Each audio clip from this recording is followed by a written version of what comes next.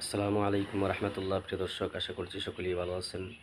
আপনাদের সম্মুখে প্রশ্নোত্তর পর্ব নিয়ে উপস্থিত হয়েছি। প্রশ্ন হচ্ছে, সৌদি আরবের কোনো মানুষ যদি বাংলাদেশে এসে সেখানে 30 রোজা পূর্ণ করার পরে বাংলাদেশে আসার পরে বাংলাদেশে দেখে যে এখনও আরও একটি রোজা বাকি আছে, তাহলে কি সে পুনরায় আরও একটি মোট 31টি রোজা রাখতে পারবে কি?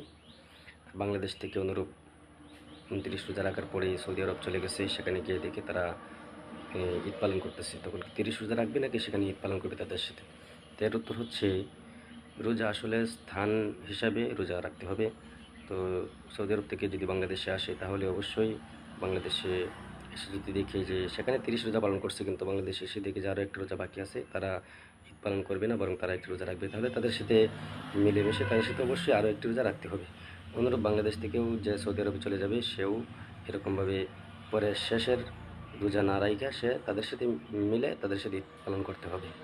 ফতোয়ার কিতাব হতো ইসমানি 2 নম্বর খণ্ডের 176 নম্বর পৃষ্ঠার মধ্যে উল্লেখিত হয়েছে।